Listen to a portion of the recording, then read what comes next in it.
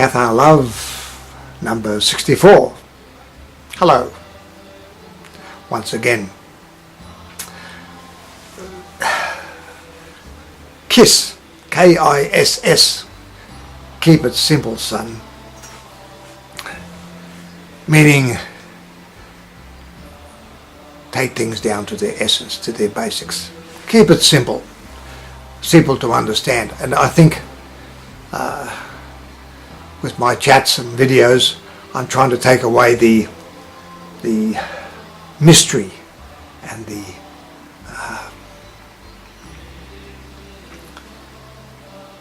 complexities of Gnosticism, Catharism, and as I've said, I've read Gnostics' texts, and they're many and varied, and they're all various schools of thought, and in the end they can become quite confusing. So I am trying to get to the essence, to the basic principles, and talk about that. Same with Catharism. And but before that, I have to tell you, I get some, I said, very nice comments from people, and really that's why I keep on with these. I don't request subscribers and all this stuff, which is great if you want to do that, but I do enjoy having a chat, and some of the comments really they do spur me on to keep going. But a couple of weeks ago I got this one, and it had the comment that said, "You're a scam, you're a scam." He said, just like what's it there, Branston, he said, "Fly people to the stars." He said, "You're a scam, yeah." Oh, okay. So I try and reply to the comments, and I said, "Well, thank you for your comment, and you've obviously thought about it." And but I said, "But as a scam," I said, "I'm not very particularly successful. I've yet to make my first dollar from say YouTube or whatever." So in that respect, it's not very successful. But I said, thanks for the comment. And anyhow, he replied, he's terribly sorry. I was commenting on the wrong video, so mistake. So I said, I'll forgive you if you forgive me. So that was that.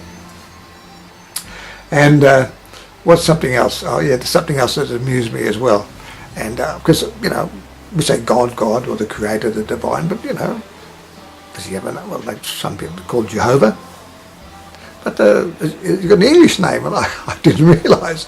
Anyhow, this little kid, he was praying, and he went, was it the Our Father? I've got to think about this.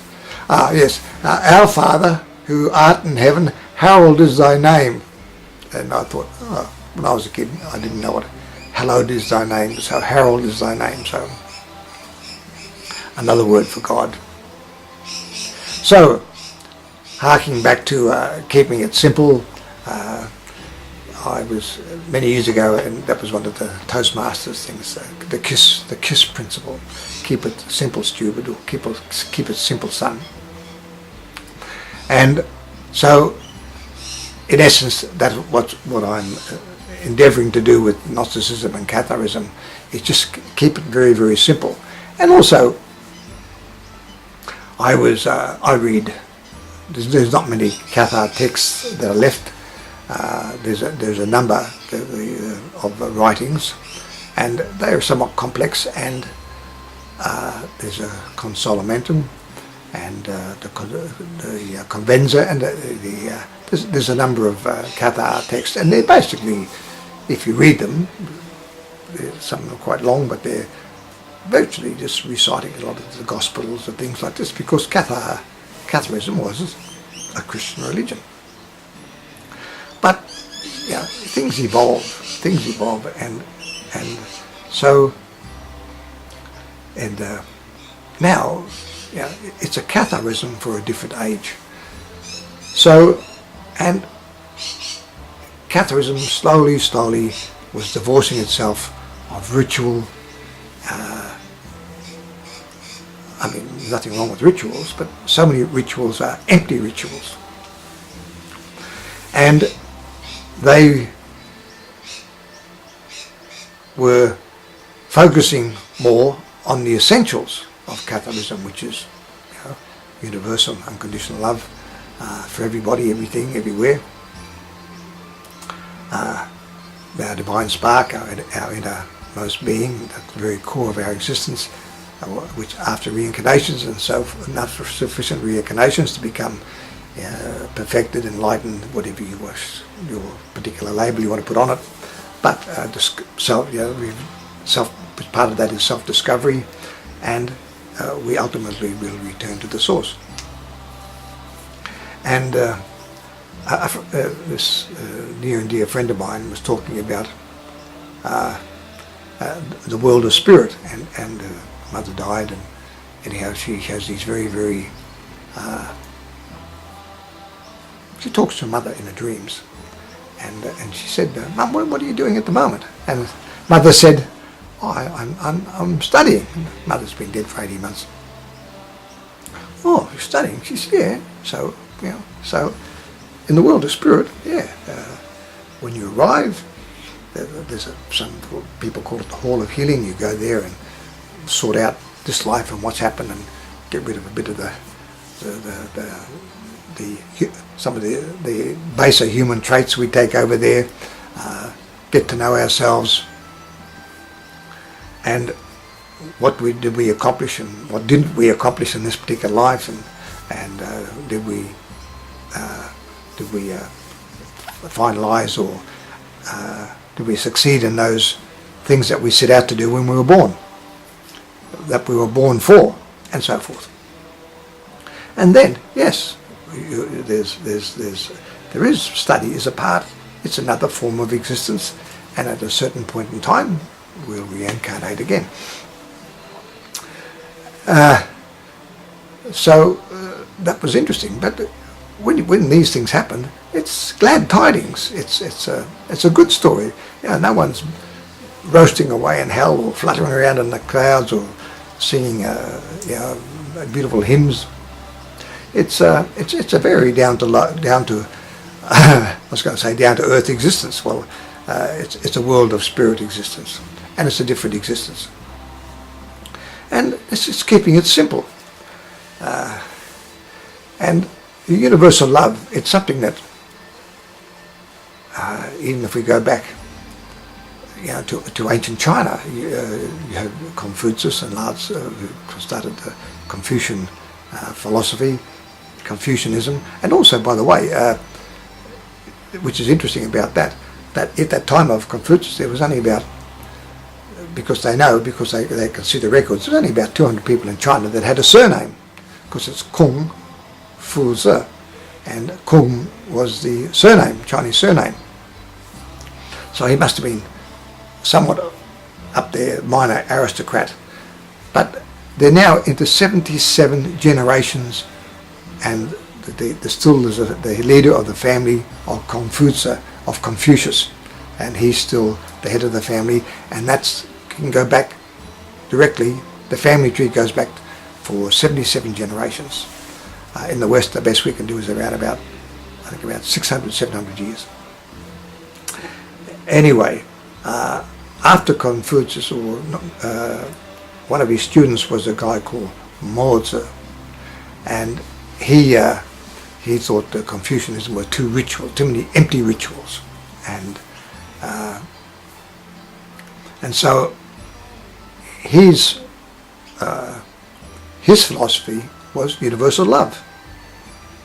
So his idea was that a ruler, you ruled your people with universal love, and to create harmony within the people.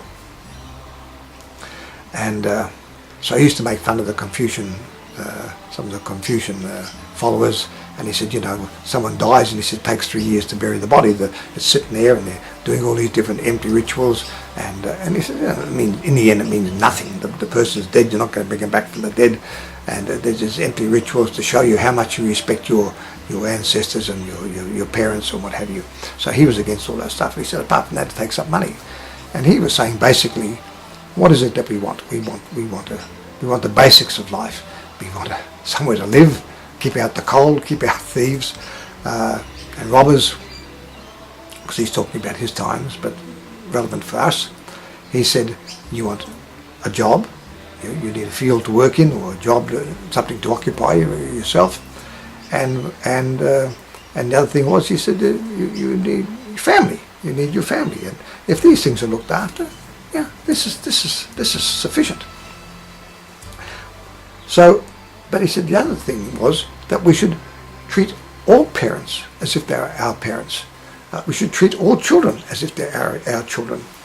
And he said, I realise, he said we can't, it's impossible to do that for everybody. So what we do is, and even if we think that way, there's no point in trying to help that person over there when we really should be trying to help someone who's quite close to us. So I said, let's start here. And so this was very much this essence of this universal love and caring for each other, very, very much a part of primitive Christianity, early Christianity. This is what they were. They were families. They cared for each other, looked after it.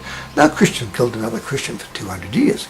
And then it all went pear-shaped and they started getting power and land, and then Christianity took on a whole new concept, and it's been, I think it's been going backwards ever since. But anyway, compared to the love and the beauty and the purity that it had in that first Christianity. Poor Moses, he died out when the Confucians took charge. They destroyed most of his writings, so there's not that much left.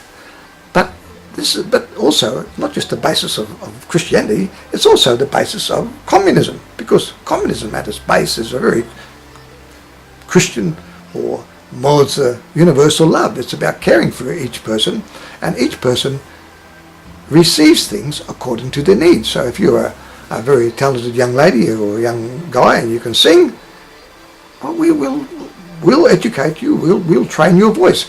If you've got talent as a painter or a mathematician or a scientist, we'll get you to the universities. This is your need. And so people, and on the other hand, if you happen to have some disorder or whatever it happens to be, we'll look after you at this level. So, but we got people, just born into wealth, movie stars making millions, big deal. So the thing is, and yet others have absolutely nothing. So this Moses was about caring and sharing for other people.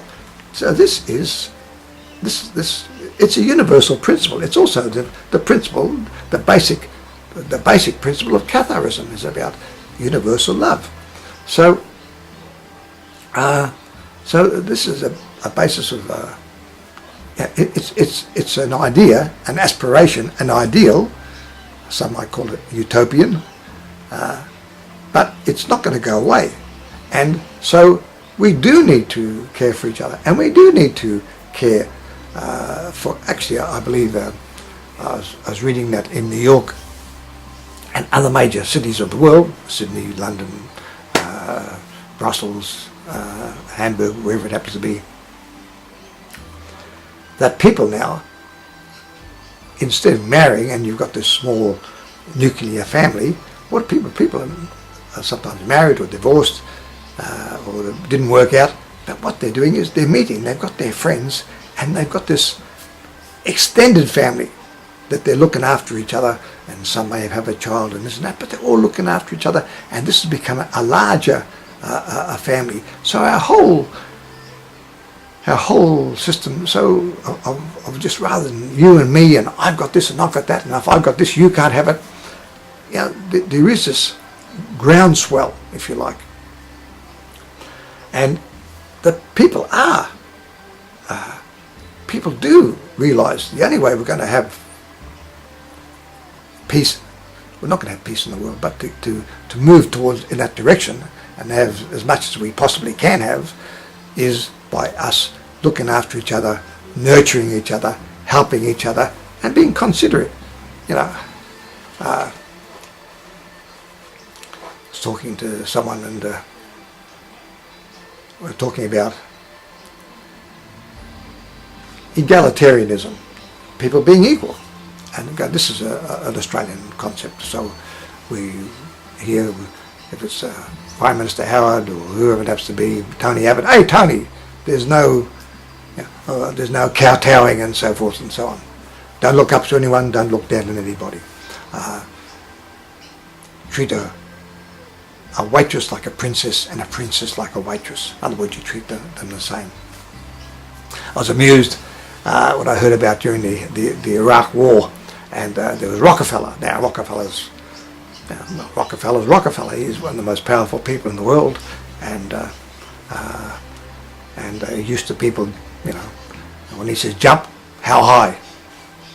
Anyhow, it was at the airport, and he was walking on the tarmac, and this Australian journalist made some comment, and as Rockefeller was walking across the tarmac some distance away, and whatever it was, Rockefeller wasn't amused. He said, you, come here, immediately! And the Australian journalist says, no. He said, you come over here. You know, Rockefeller, big deal, you know. So you want to come, you come over here. So this is illustrating that, you know, we are equal. Everybody is 100%. And we should look at people as 100%. Now, this person is a better artist, and this one can't draw, and this one's a better mathematician, and this one's richer, and this one's poor. This one's taller, whatever it is. But when we put it all together, each of us are 100%. But we're all different percentages within that. We're all, this is what we are. In reality, because of our consciousness, and our consciousness can only ever be about now, me talking to you, our connection at the moment. This is our consciousness. This is all we have, and this is all we ever will have from the time we were created, reincarnations, and it's eternal. Our consciousness does not switch off. This is our eyes of our soul, or call it what you like. You die, you don't have a body, but your consciousness doesn't miss a beat. It's there, it's energy, it just moves on. And because of that, because of our consciousness, and this is who we just happen to be, everything that happens in the world, that has happened in the world, and will happen in the world, revolves around me. Just as everything happens in the world revolves around you. Because of our consciousness, it can't be any other way. You might have had Buddha, Jesus Christ, whoever. These people, doesn't matter who they are, what they revolve around you. You, I, everybody, individually, is the epi-centre of the universe. Another thing. Yeah, and people don't realise that. I am the very centre of all that exists. There's the Big Bang. Now, most people don't argue about the Big Bang theory. Of course, it came from a particle, and that exploded, and it's moved, and the universe is accelerating faster and faster and moving away from each other. In 50 million years, we can look out at the night sky, and you'll see the night sky will be black, and you won't see any stars because they've all moved away from our galaxy. But at that Big Bang, now, but with that Big Bang, it started from a particle. But where did the particle come from? Something had to be there. So this, whatever it is that is there, was there, this is the source to the Gnostics and the Cathars. Be that as it may, we have our Big Bang. Where is the Big Bang? Is it north? Is it south? Is it up there? Is it down there? Which direction did the Big Bang happen? The point is, the Big Bang is everywhere. The Big Bang is right here. The Big Bang is simply everywhere. So, here we are. Everything is all around us. We're everywhere. We're the epicentre. Our consciousness dictates that whatever happens in the entire universe is central. We're central to it. That's a pretty big thing, you know. He's the king, but I'm the centre of the universe. So it's a way of looking at things. But it's also a way to say, okay, we're nothing, like a grain of sand on the ocean. But you can look at it the other way, because both are correct. So the point of this is that if we can, out of the science, religion, philosophy, and so forth, it's best if we can somehow try to get to the very essence, so we can Use the KISS principle. Keep it simple, son or senorita.